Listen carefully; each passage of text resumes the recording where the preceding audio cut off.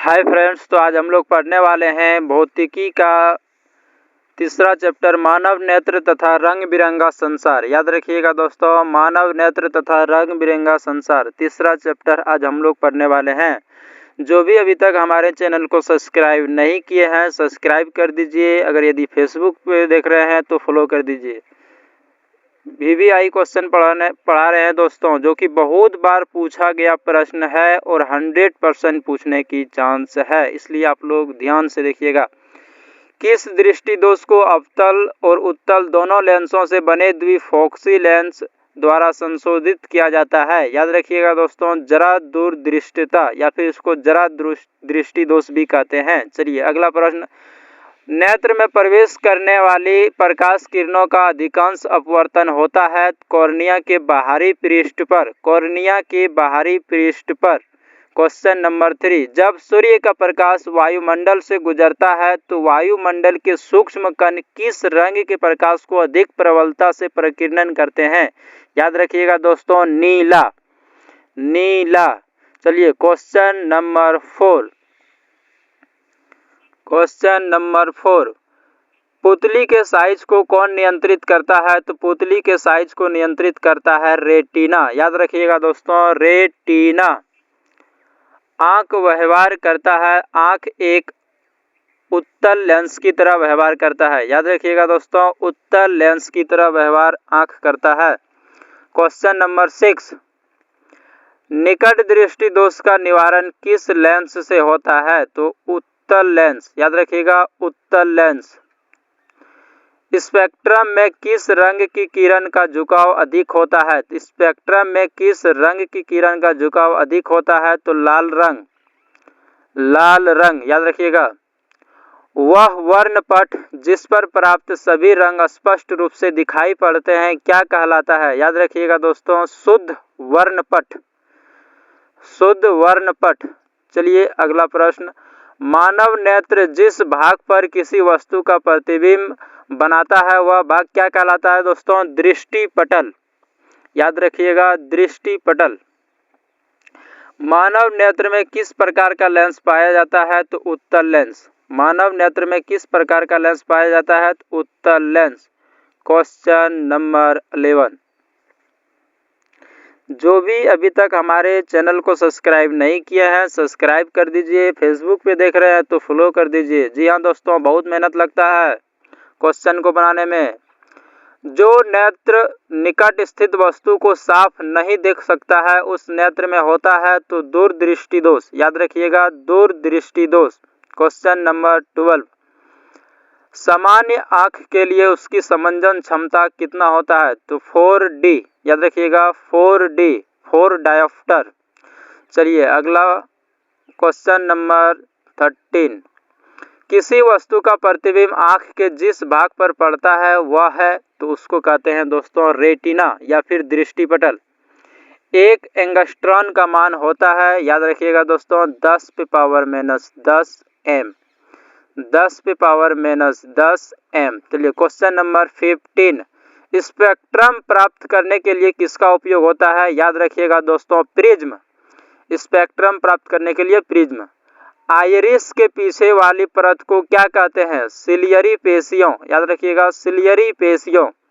Question number 17, सामान्य नेत्र के लिए सुस्पष्ट दर्शन की न्यूनतम दूरी होती है, कम से कम हम लोग 25 सेंटीमीटर देख सकते हैं, तो इसलिए हो जाएगा 25 सेंटीमीटर। चलिए क्वेश्चन नंबर 18, किसी वस्तु का प्रतिबिंब नेत्र के जिस भाग पर बनता है वह भाग कहलाता है दोस्तों रेटिना या फिर दृष्टिपटल।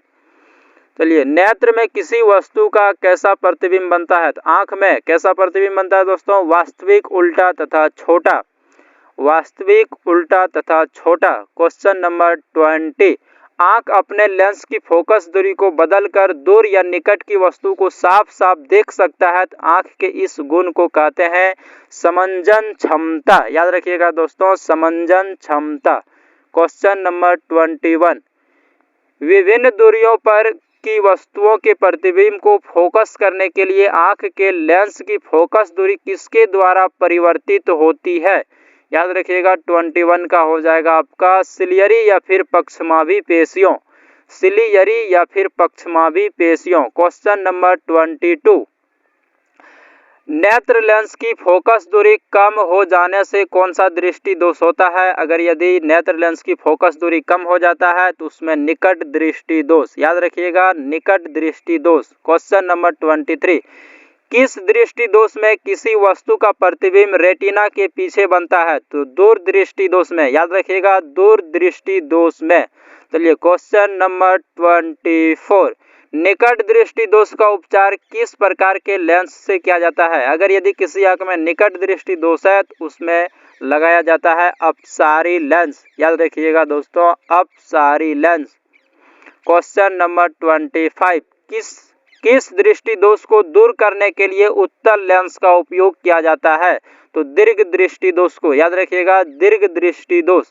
क्वेश्चन नंबर 26, जो नेत्र निकट स्थित वस्तु को स्पष्ट रूप से नहीं देख सकता है तो उस नेत्र में होता है जरा दूर दृष्टि दोष, याद रखिएगा, जरा दृष्टि दोष, जरा दृष्टि दोष, जरा दृष्टि दोष। चलिए क्वेश्चन नंबर 27, दूर दृष्टि दोष वाली आंखें साफ साफ देख सकती है। जिस भी आंख में दूर दृष्टि दोष है तो वो दूर की वस्तुओं को स्पष्ट रूप से साफ साफ देख सकती है।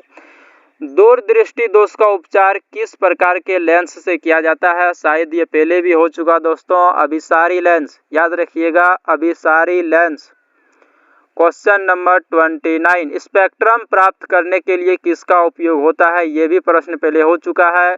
क्वेश्चन नंबर 30, प्रिज्म से होकर गुजरने के बाद श्वेत प्रकाश विभिन्न वर्णों में विभक्त होता है तो इस घटना को कहा जाता है, याद रखिएगा, वर्ण विक्षेपन, प्रकाश का वर्ण विक्षेपन।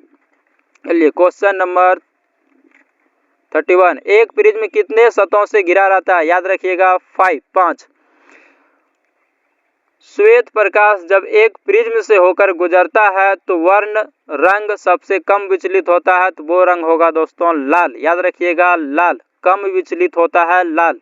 क्वेश्चन नंबर 33, प्रकाश के किस वर्ण किस रंग के लिए तरंगदैर्घ्य अधिकतम होता है? सबसे अधिक तरंगदैर्घ्य होता है लाल का, तरंगदैर्घ्य लाल, याद रखिएगा।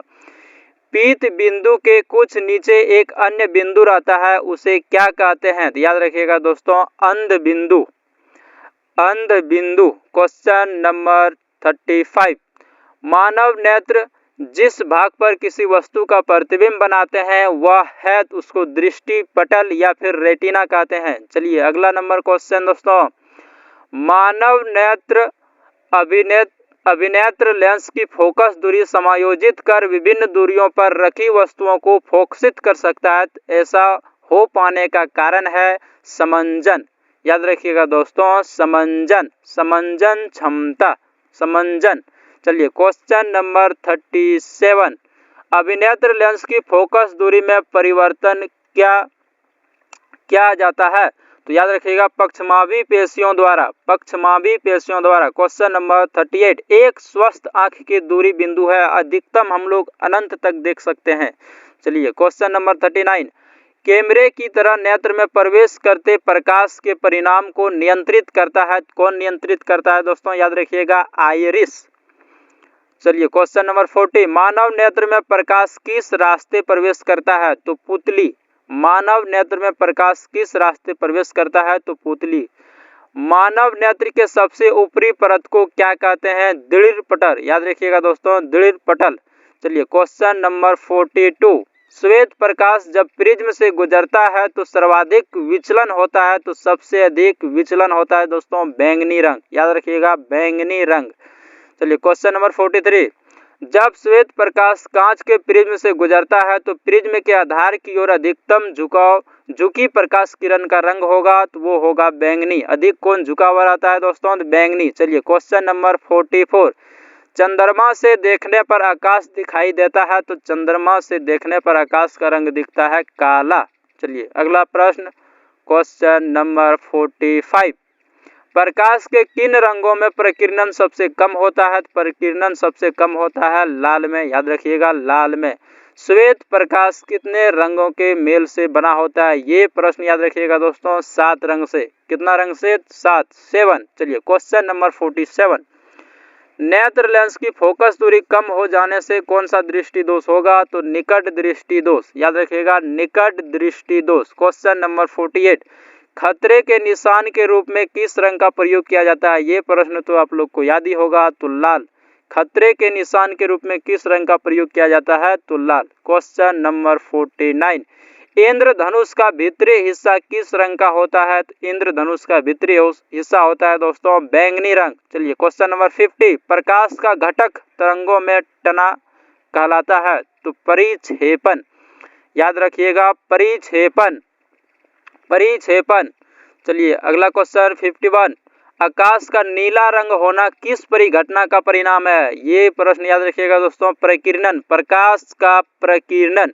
क्वेश्चन नंबर 52, मानव नेत्र में किस प्रकार का लेंस पाया जाता है? ये पहले भी हो चुका है दोस्तों, उत्तल लेंस, उत्तल लेंस।